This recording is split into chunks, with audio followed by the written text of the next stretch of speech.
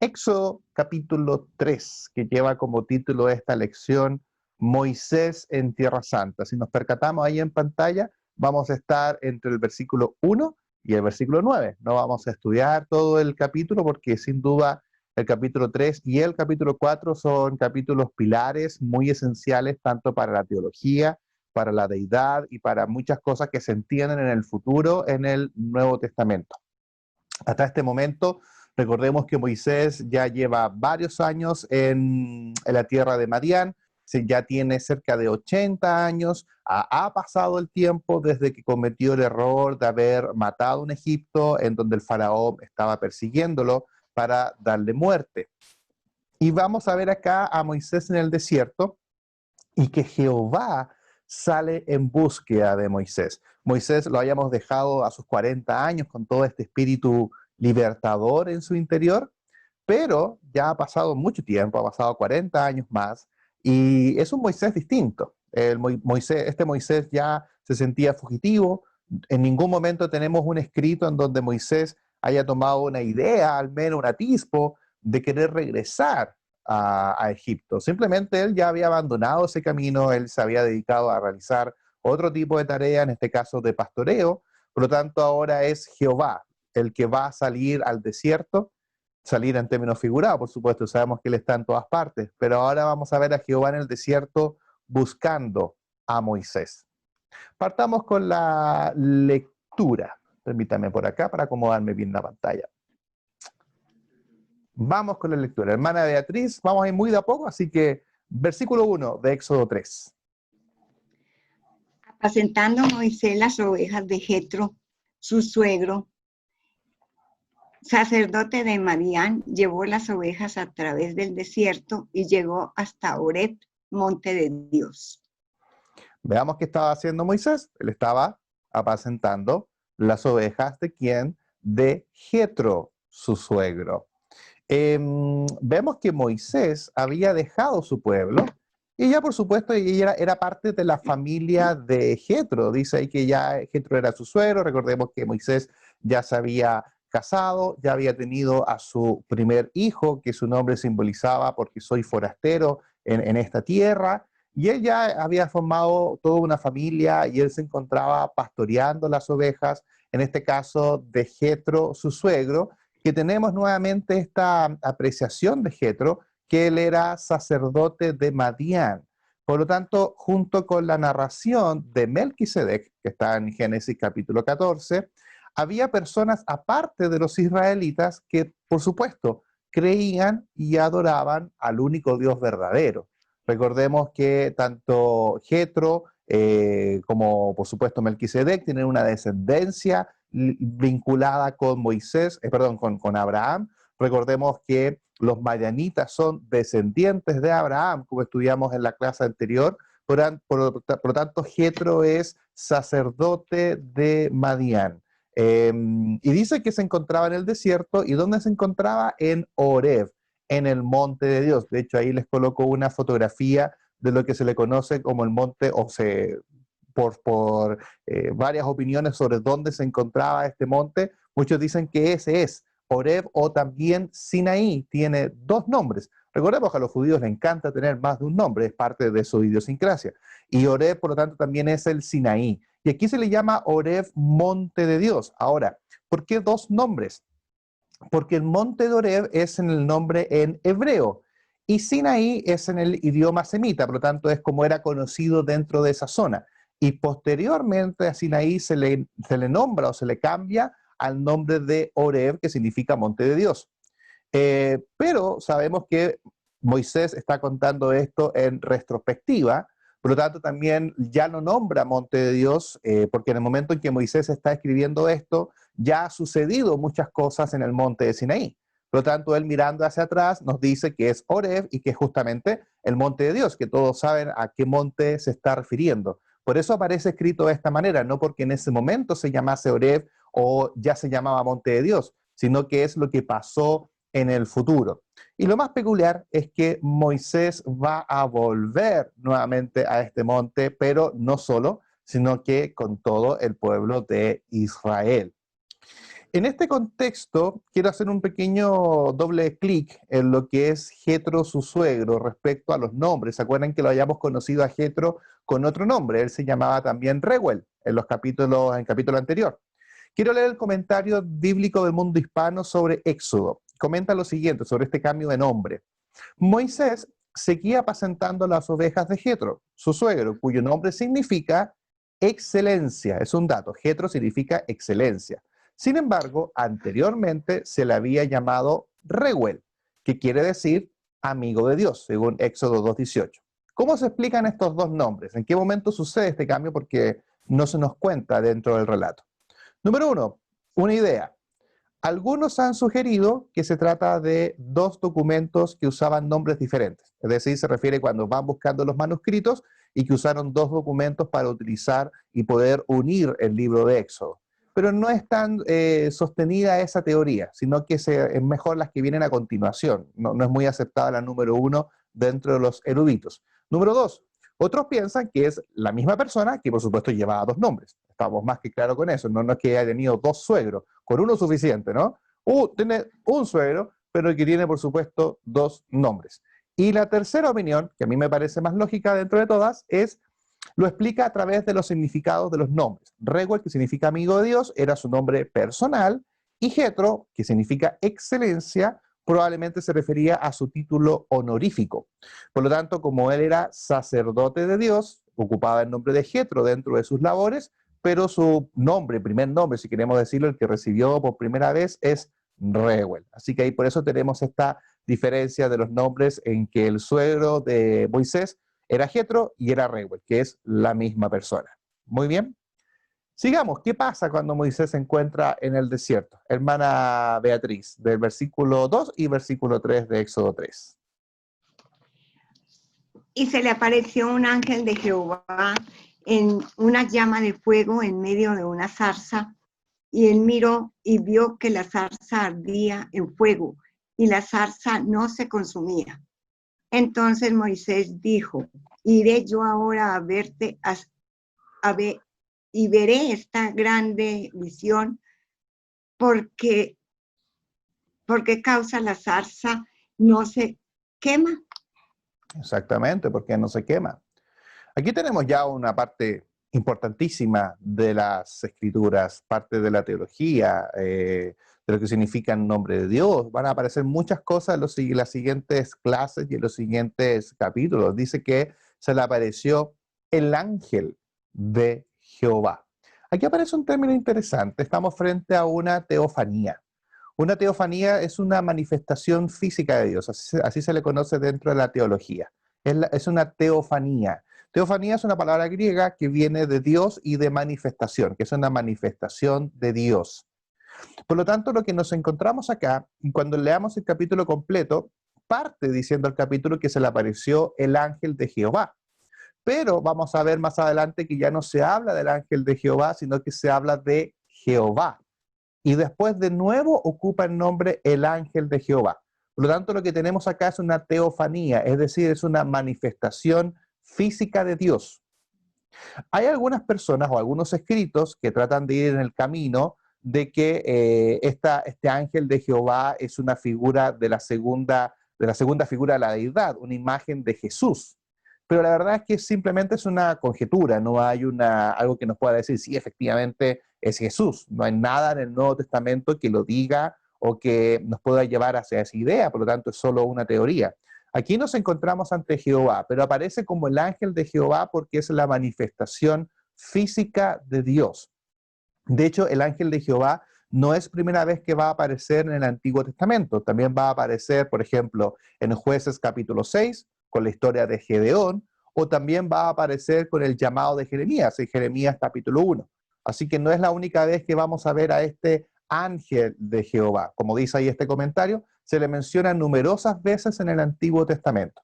El ángel del Señor no es un ser celestial subordinado a Dios, es decir, no es que sea de verdad como un ángel en segundo nivel o alguien que sea en una segunda línea de sucesión, sino que es el Señor, es Yahvé que se manifiesta de una forma y de una manera terrenal.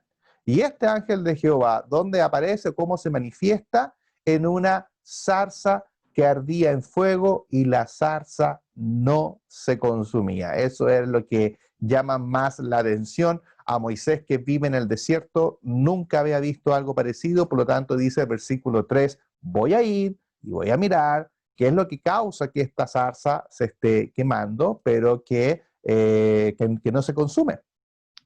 Y este llamado de Moisés tiene mucho en común con otros relatos de llamados en el Antiguo Testamento. Vamos a ver aquí en el siguiente versículo que la manera en cómo Moisés es llamado va a ser la forma en cómo muchos hombres del Antiguo Testamento van a responder al llamado del Señor.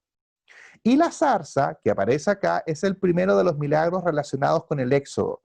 En el Antiguo Testamento, por lo general, cuando aparecen milagros, los milagros aparecen en determinadas épocas de la historia de Israel, en determinados momentos. Y el último gran momento de los milagros es con Jesucristo y también con los apóstoles. Los milagros se agrupan en distintos momentos o periodos de la vida de Israel. Y la zarza que arde y que no se consume es el primer milagro que está relacionado con los milagros de Éxodo. Vamos a ver aquí el poder de Dios de forma milagrosa de aquí en adelante, y este es el primero. Lo que dice el diccionario Strong sobre el ángel de Jehová, si queremos ir un poquito al detalle a esta frase, viene de la palabra hebrea malak. Quiero leer lo que dice el diccionario Strong sobre malak, cuando dice ángel de Jehová. Definición: mensajero, específicamente de Dios, o un ángel, también profeta, sacerdote o maestro.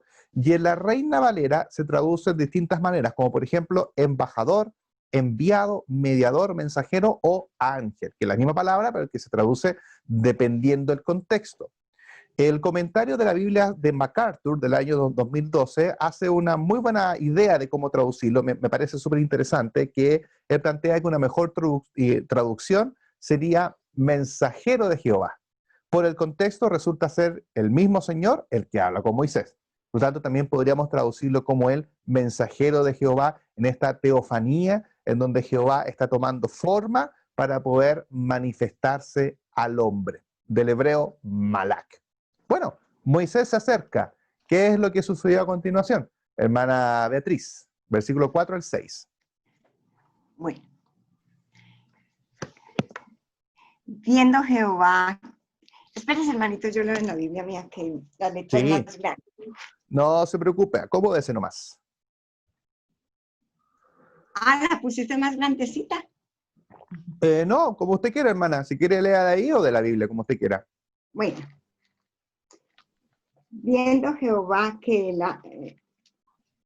viendo Jehová que él iba a ver, lo llamó Dios de en medio de la zarza y dijo: Moisés, Moisés. Y él respondió: heme aquí. Y dijo: no te acerques, quita tu calzado de tus pies, porque el lugar en que tú estás, tierra santa es. Y dijo: yo soy el Dios de tu padre, Dios de Abraham, Dios de Isaac y Dios de Jacob. Entonces Moisés cubrió su rostro, porque tuvo miedo de mirar a Dios. Dijo luego Jehová: bien he visto la aflicción de mi pueblo que está en Hasta Egipto, ahí, y he oído su sí, clamor. hermanita. El 7 no. No, no, no, adelante la historia. Hasta el 6, del 4 al 6. Ay, hasta el 6, sí, hermano, disculpa. Yo vi que era hasta el Buenísimo. 6 y seguí. No, vamos paso a paso, vamos desmenuzando esto. Ahora sí, porque yo voy escribiendo y voy leyendo. Bueno, lo que tenemos aquí en la lectura, que Moisés se acerca y Jehová ve que él se está acercando a la zarza y el Señor lo llama, le dice: Moisés, Moisés. El hecho de que Jehová llame a Moisés dos veces es una indicación más que nada de la relevancia que tiene el momento. Es como, por ejemplo, nosotros podríamos leer la frase: oh, excelentísimo Teófilo, como vemos en Lucas capítulo 1, ¿verdad? El primer versículo. Esto es una forma muy hebrea de decir que el momento es especial, al llamar a la persona dos veces y no solamente una vez, que sería un llamado más coloquial. Aquí le da un poco más de importancia. ¿Y qué responde Moisés? Heme aquí. Este fue un modelo que utilizan muchos profetas y que efectivamente cuando fueron llamados ellos respondían: heme aquí, porque es la forma profética o de más que nada un profeta para responder al llamado del Señor. Ahora, esta frase M aquí, en realidad cuando vamos al original del griego y para que nos imaginemos la escena, no fue tan solemne en realidad, viene del hebreo gen, que significa, he aquí, miren, o también expresando sorpresa. Entonces, claro, lo que le está sucediendo a Moisés es que primeramente se está acercando a algo que es muy extraño, y que por ende, cuando se acerca, le habla y le dice su nombre 2 veces, y él está diciendo una expresión, que es lo primero que nace de la sorpresa, y dice, heme aquí, le da como una expresión más bien de sorpresa. ¿Y qué le dice el Señor? Que está en Tierra Santa, según el versículo 5, que es el título de la lección, Moisés en Tierra Santa. No estamos hablando de Jerusalén ni de otro sector, sino que estamos hablando en ese momento en el Sinaí o en el monte de Horeb. Y le dice Jehová, no te acerques y quita el calzado de tus pies.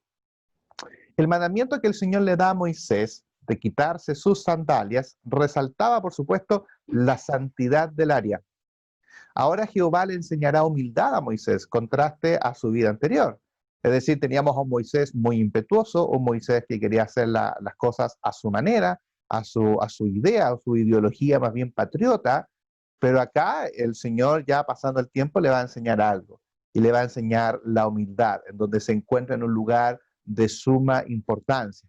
Y lo que le dice el Señor parte diciendo, bueno, yo soy el Dios de tu padre Abraham, el Dios de Isaac, el Dios de Jacob, y que al decirlo de esa manera genera una continuación de lo que está en el libro de Génesis. Este énfasis hecho en la narración de Éxodo es continuación de la narración que encontramos en Génesis, en donde Moisés lo que nos está mostrando acá, que tanto Génesis como Éxodo es un libro que va unido en términos narrativos, en términos de historia. Por lo tanto, lo que está diciendo Jehová, que se le está presentando, yo soy este Dios del Génesis, el Dios de tus padres, el que probablemente tú escuchaste de tu madre, el que tú escuchaste de los hebreos. Y él automáticamente cubre su rostro porque tuvo miedo de mirar a Dios. Por lo tanto, él aprende la humildad. Y esta frase del yo soy la vamos a encontrar mucho en el libro de Éxodo, en donde cada vez que el Señor habla, él parte diciendo, bueno, yo soy. Por lo tanto, la vamos a encontrar mucho en el libro de Éxodo cuando el Señor comience a hablar, yo soy. Y ahora Egipto y los hebreos van a empezar a conocer a este gran yo soy. Sobre esta petición de quitar los calzados de sus pies, quiero leer el comentario bíblico del Mundo Hispano que dice lo siguiente. Moisés estaba en la presencia de Jehová. El lugar era santo. Uno llega a ser semejante a lo que toca.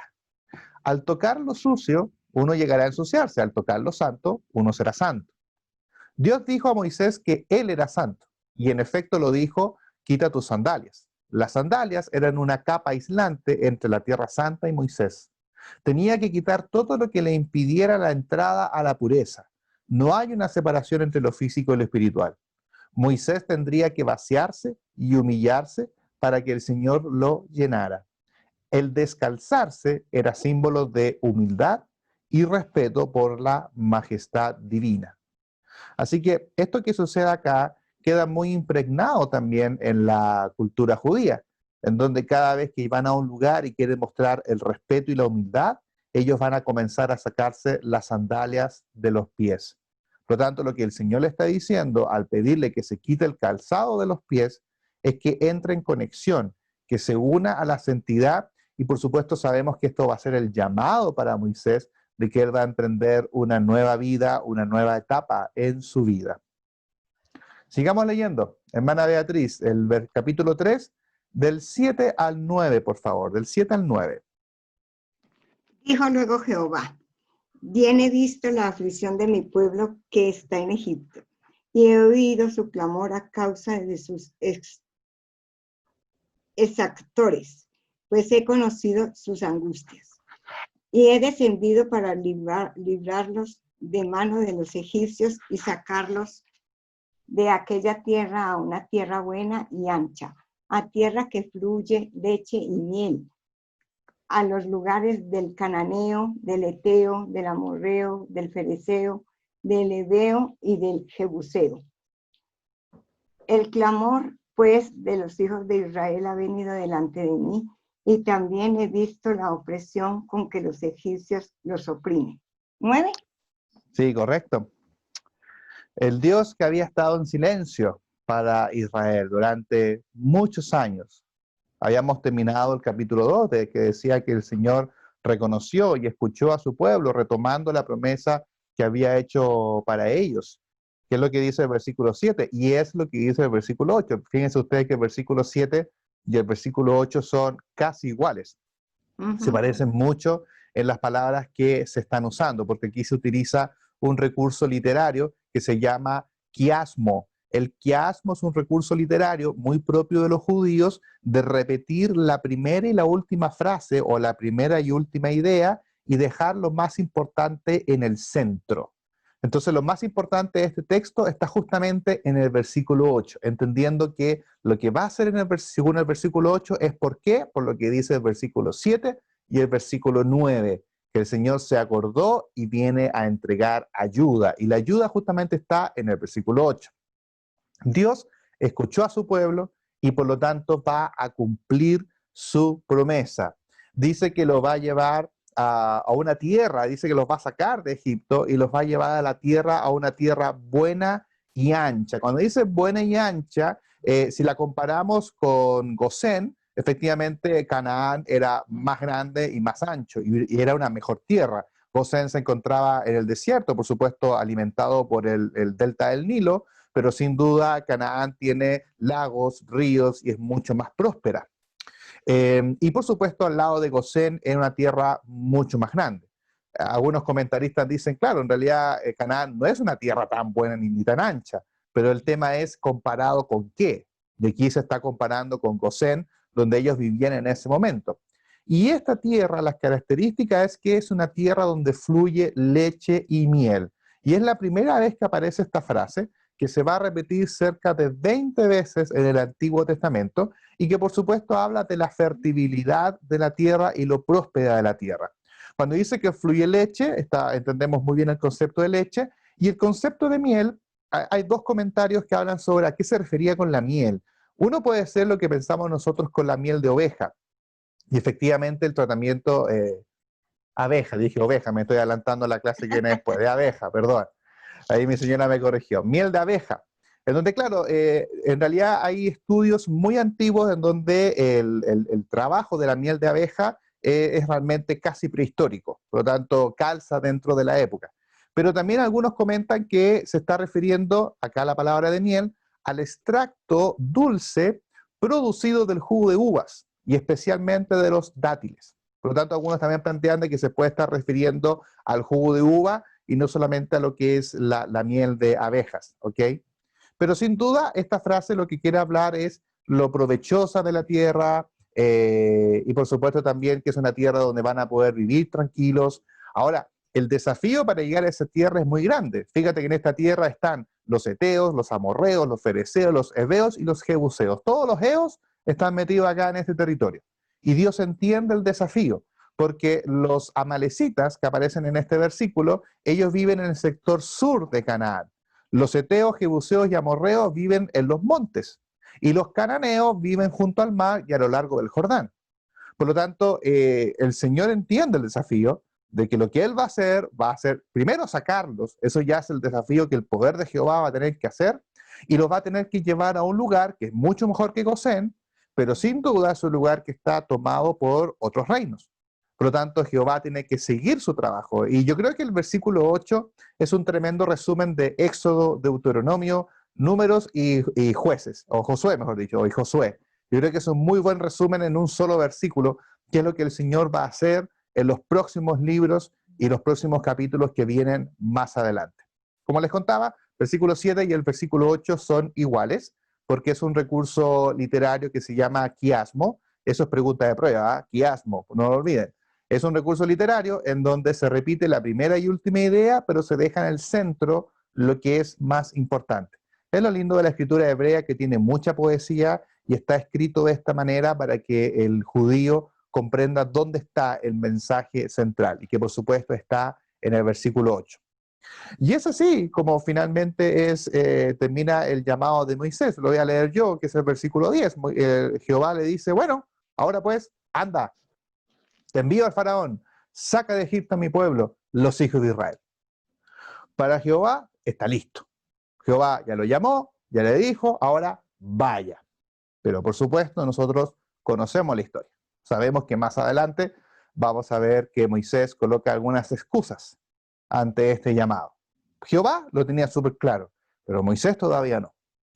Y quizá hubiésemos pensado, sin adelantar un poco el mensaje, pero el Moisés de los 40 años hubiera dicho, vamos, porque tenía el espíritu impetuoso, el espíritu libertador. Pero ya el Moisés de los 80 años es distinto, es mucho más tranquilo, ya entiende que esa forma de vivir no es la que él tiene hoy en día, es algo del pasado, es parte de un espíritu rebelde, y que hoy ya está mucho más tranquilo y ya tiene ya sus 80 años y él quiere descansar, está feliz pastoreando las ovejas. Por lo tanto, Jehová va a tener que mudar su corazón, cambiarlo, responderle a sus preguntas para justamente Moisés cumpla lo que Jehová le está diciendo en el versículo 10.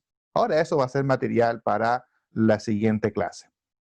No quiero terminar esta lección haciendo esa misma reflexión que quizá usted ya se está dando cuenta. Que Moisés es llamado cuando él tiene 80 años y no fue llamado cuando él tenía 40 años. El día de ayer veíamos con mi señora, estábamos mirando televisión y estaban dando de nuevo la teleserie de Moisés, una teleserie que se filmó hace algunos años atrás en Brasil. Y aquí en Chile la están dando, está traducida al español y qué sé yo. Y muestran a Moisés jovencito. A Moisés cuando vuelve a libertar al pueblo, es un Moisés que tendrá a lo más 35 años, pero muy jovencito. Entonces ahí yo dije, hay un error tremendo, porque el que llega nuevamente al faraón es un anciano, 80 años. No quiero insultar a nadie, pero es 80 años, distinto a tener 40. Y quizá alguno podría decir, bueno, ¿y por qué mejor no el de 40? El de 40 por lo menos es más joven, más temerario, más seguro, es alguien que ya que conoce al faraón, en cambio este de 80, bueno, de 80 años ya está más reacio, está más difícil de aprender cosas. Quizás el Moisés de los 40 años nos gusta mucho más que el Moisés de los 80. El Moisés de los 80 aquí es pastor, huele a oveja, ahí sí, está muy cansado, habla como extranjero. ¿Qué impresión puede causar en un refinado faraón? Alguno podría decir que no es el hombre indicado para hacer esta tarea.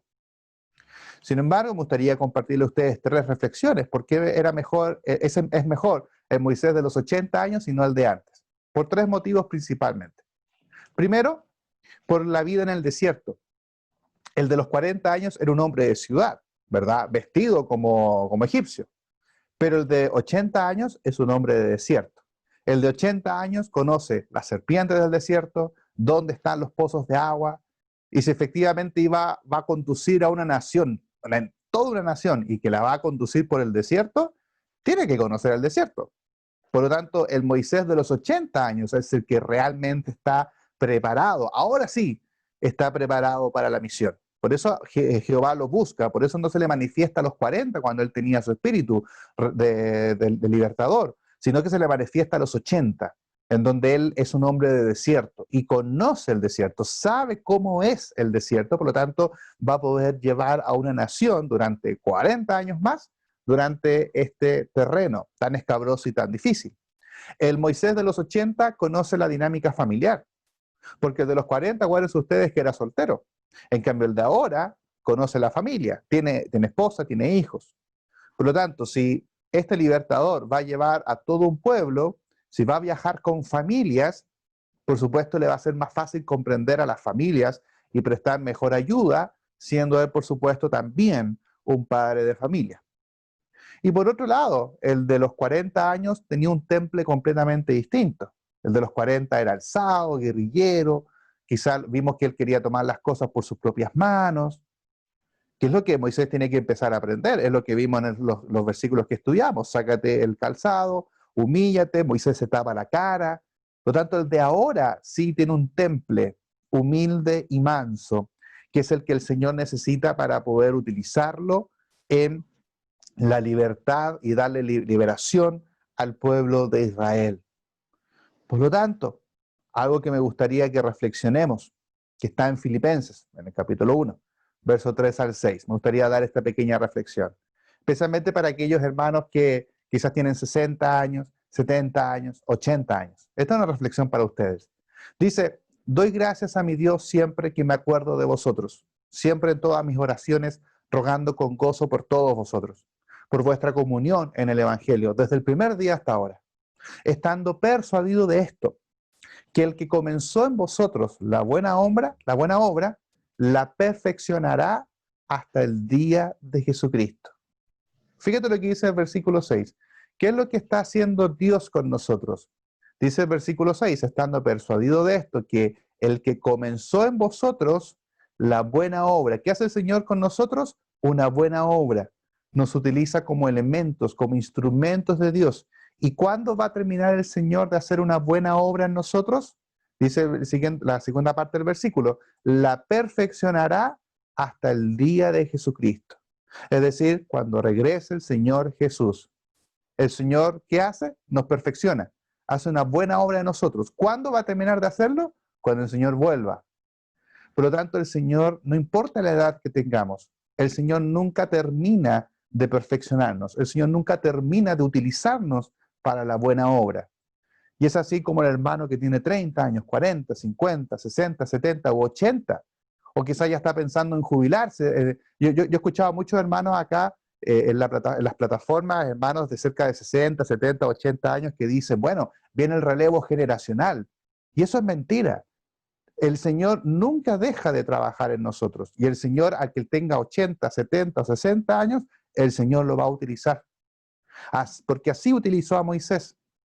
Hay muchos hermanos que están llegando a los 80 años, están teniendo la edad de Moisés. ¿Y Moisés a los 80 años se jubiló? No, señor.